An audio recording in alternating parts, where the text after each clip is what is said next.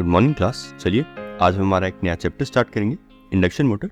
यहाँ पे सबसे वाला टॉपिक पढ़ेंगे हम प्रिंसिपल ऑफ ऑपरेशन। देखिए प्रिंसिपल ऑफ ऑपरेशन होता क्या है, इस टॉपिक में पढ़ना क्या होता है। यहाँ पे हम सीखेंगे कि हमारा इंडक्शन मोटर का ये जो रोटेटरी पार्ट है, rotor, that is called rotor, ये रोटेट कैसे करता है। जब हम स्टेटर को एक इलेक्ट्रिकल सप्लाई देते हैं, वी एंड एफ वोल्टेज देते हैं किसी फ्रीक्वेंसी की स्टेटर को, तो आपका रोटर क्यों रोटेट करने लग जाता है। तो प्रिंसिपल ऑफ ऑपरेशन में हम यहाँ पे ये सीखेंगे। So that's a different part, but ये कंसेप्ट सीखने से पहले आपको एक रोटेटिंग मैग्नेटिक फील्ड होता क्या है उसके बारे में समझ होना चाहिए। तो चलिए सबसे पहले डिस्कशन कर लेते हैं रोटेटिंग मैग्नेटिक फील्ड के ऊपर। देखिए ये एक जनरल कंसेप्ट है, not particular to your induction motor. Rotating magnetic field क्या होता है, आप जब भी किसी थ्री फेस बैलेंस वाइंडिंग को थ्री फेस बैलेंस सप्लाई देंगे, ये बैलेंस वाइंडिंग क्या होता है और ये बैलेंस सप्लाई क्या होता है थोड़ी देर में देखते हैं। तो कंसेप्ट क्या है, पहले रोटेटिंग मैग्नेटिक फील्ड का समझिए। थ्री फेस बैलेंस वाइंडिंग को आप कभी भी थ्री फेस बैलेंस सप्लाई देते हैं, तो वोल्टेज किसी वाइंडिंग को दी है आपने, तो करंट भी बनेगी, और करंट बनी है तो फ्लक्स भी बनेगा। लेकिन इस केस में थ्री फेस बैलेंस वाइंडिंग और थ्री फेस बैलेंस सप्लाई के केस में जो फ्लक्स बनता है वो रोटेटिंग नेचर का होता है, वो कंटिन्यूसली रोटेट कर रहा होता है। या आपके स्टेटर में करंट बनी जब आपने इसे वोल्टेज दी, और जो फ्लक्स बना वो लगातार रोटेट कर रहा होता है at a speed of NS equal to 120 F/P।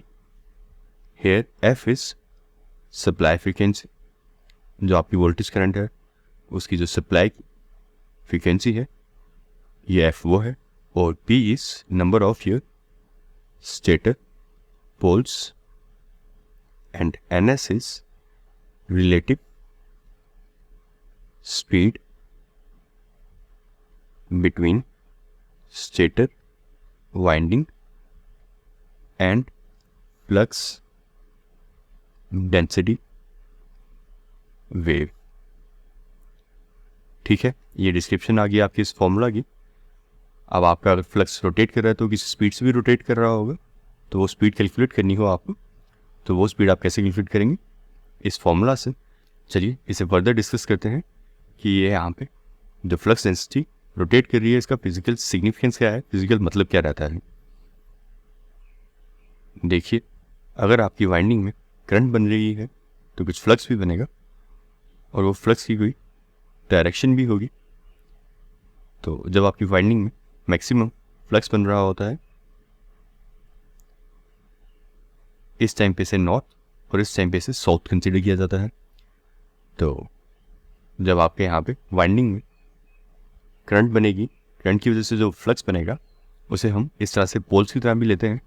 और यहाँ पे जब हम कहते हैं कि ये जो थ्री फेज बैलेंस वाइंडिंग में थ्री फेज बैलेंस सप्लाई देने पे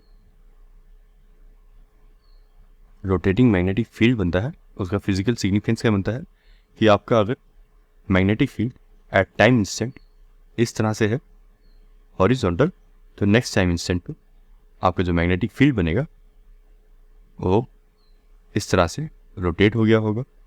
आपका नॉर्थ पोल यहाँ पे आ जाएगा, साउथ पोल यहाँ आ जाएगा, और सिमिलरली ये जैसे जैसे टाइम बीतता चलेगा ये अपनी पोजीशन चेंज करता चलेगा एट सम स्पीड। तो रोटेटिंग मैग्नेटिक फील्ड का ये मतलब बनता है। तो ये क्या बन गया, जैसे आपके पोल्स लगातार रोटेट कर रहे हैं एट क्लॉकवाइज डायरेक्शन। तो रोटेटिंग मैग्नेटिक फील्ड का ये मतलब होता है कि पोल्स आपके लगातार अपनी पोजीशन चेंज कर रहे हैं और रोटेट कर रहे हैं। लेकिन एक्चुअल में देखें तो ऐसा यहाँ पे कुछ है नहीं। यहाँ स्टेटर वाइंडिंग है, stator winding is a stationary part, then उसके अंदर करंट फ्लो कर रही है, वो करंट फ्लो ही कर रही है, नॉर्मल चीज़ है। लेकिन उसकी वजह से जो फ्लक्स बन रहा है, थ्री फेस करंट्स बन रही हैं, IR, IY, IB, तो इन तीनों का वजह से कोई फ्लक्स भी बन रहा होगा, phi R, phi Y and phi B। इन तीनों फ्लक्स का जो रिजल्टेंट फ्लक्स बनता है वो कंटिन्यूसली रोटेट कर रहा होता है इस तरह से, और वो किस तरह से बिहेव करता है जैसे आपके पोल्स एक्चुअल में रोटेट कर रहे हों, जबकि रोटेट यहाँ पे फ्लक्स कर रहा होता है, ना कि पोल्स तो यहाँ पे है ही नहीं। लेकिन जब भी फ्लक्स आपका रोटेट कर रहा होता है तो इट बिहेव्स एज कि जैसे पोल्स आपकी कंटिन्यूसली अपनी पोजीशन चेंज कर रहे हों। तो रोटेटिंग मैग्नेटिक फील्ड से ये मतलब बनता है आपके पोल्स लगातार अपनी पोजीशन चेंज कर रहे हैं स्टेटर पे, जबकि कोई भी चीज़ वहाँ पे स्टेटर वाइंडिंग वहाँ पे बिल्कुल मूव नहीं कर रही। करंट्स बन रही हैं, करंट्स की वजह से जो रिजल्टेंट फ्लक्स बन रहा है वो कंटिन्यूसली रोटेट कर रहा है and it acts as like poles are continuously changing their position. तो रोटेटिंग मैग्नेटिक फील्ड से आपका ये मतलब बनता है। और ये किस रफ्तार से अपनी पोजीशन चेंज कर रहे हैं पोल्स, ये आपको कैलकुलेट करना हो तो आप कौन सा फॉर्मूला यूज़ करेंगे, n = 120 F/p। इसकी डेरिवेशन कैसे रहती है, ये आया कहाँ से, ये एक अलग से ही टॉपिक बन जाएगा, तो इसको डिस्कस नहीं करते। एक काम करते हैं, आप सिर्फ इस फॉर्मूला को याद रख लीजिए। ये डेरिवेशन इंपॉर्टेंट भी नहीं है, कहीं पूछी भी नहीं जाएगी। आप इस फॉर्मूला को याद रखिए, इस पर कुछ न्यूमेरिकल बेस रहेंगे, हम आगे सॉल्व करेंगे।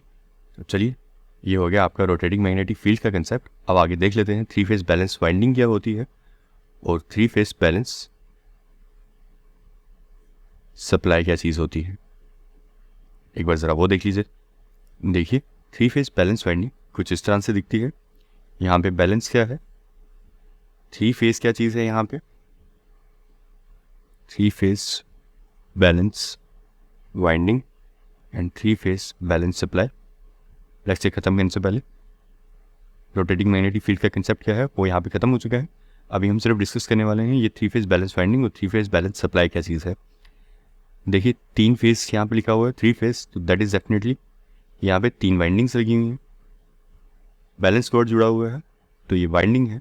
इस वाइंडिंग का कुछ रेजिस्टेंस होगा, कुछ इंडक्टेंस भी होगा। तो बैलेंस से कहने का मतलब इन तीनों वाइंडिंग्स का जो रेजिस्टेंस और इंडक्टेंस होगा वो सेम होगा।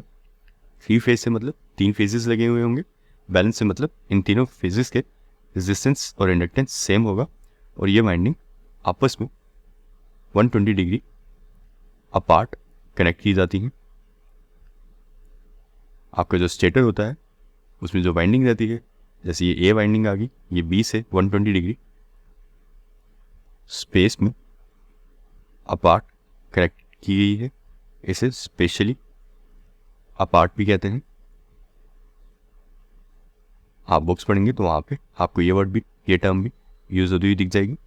तो 3 फेज बैलेंस वाइंडिंग क्या हुई, आर और एक्स सेम है तीनों वाइंडिंग्स का, 3 वाइंडिंग्स हैं और ये तीनों वाइंडिंग्स आपस में 120 डिग्री डिस्प्लेस हैं। तो चलिए, अब बात आ जाती है 3 फेज बैलेंस सप्लाई क्या होता है। देखिए, 3 फेज बैलेंस सप्लाई कुछ इस तरह की दिखती है। यहाँ पे क्या होता है, सिमिलरली यहाँ पे 3 फेज क्या है, 3 अलग अलग करंट्स फ्लो कर रही हैं, IR, IY और IB। ये यहाँ पे मतलब हो गया 3 फेज। यहाँ पे बैलेंस से क्या मतलब रहता है, इनका जो मैक्सिमम एम्पलीट्यूड है 5 एम्पेयर, वो तीनों करंट्स का सेम रहेगा। रेड फेज, येलो फेज और ब्लू फेज, तीनों फेजेस का जो मैग्नीट्यूड है और फ्रीक्वेंसी है वो सेम रहेगी। यहाँ पे 3 फेज बैलेंस सप्लाई से ये मतलब होता है, और ये तीनों फेजेस आपस में 120 डिग्री अपार्ट होते हैं। जो IR होता है वो IY से 120 डिग्री लीड कर रहा होता है, सिमिलरली IY IB से 120 डिग्री लीड कर रहा होता है। और अगर हम देखें तो इस तरह से भी देख सकते हैं कि IR आपके IB से 240 डिग्री रोटेट कर रहा है। आपको रोटेशन जो देखनी होती है वो एंटी क्लॉकवाइज देखनी होती है। ये अगर आपका IR है, ये IY है, तो इन फेजेस की रोटेशन हम इस तरह से देखते हैं। तो यहाँ पे सबसे आगे आप देख सकते हैं IR है। अगर आप इसको रेफरेंस लेते हुए चलें, IR सबसे आगे है एंड देन IY 120 डिग्री पीछे है, और IB भी रोटेट करता हुआ आगे आएगा, और ये IR से 240 डिग्री फेस डिफरेंस पे है। तो सिमिलरली वो कुछ इस तरह से दिखता है। IR 0 इंस्टेंट को सबसे पहले हिट किया, देन 120 डिग्री लेटर आपके येलो फेस ने 0 को हिट किया, एंड देन आपका ब्लू फेज आया 120 degree after the yellow phase, आपके ब्लू फेज ने 0 डिग्री हिट किया, 0 मैग्नीट्यूड हिट किया और कंटिन्यू किया। और अगर हम रेड फेज के इंस्टेंट से देखें तो ब्लू फेज 240 डिग्री पीछे है। तो 3 फेज बैलेंस सप्लाई कुछ इस तरह से दिखती है। 3 करंट्स होती हैं, तीनों का मैग्नीट्यूड और फ्रीक्वेंसी सेम रहता है, और रोटेशन कुछ इस तरह की रहती है। ये आ गया आपका आई आर, ये आ गया आपका आई वाई, और ये आ गया आपका आई बी।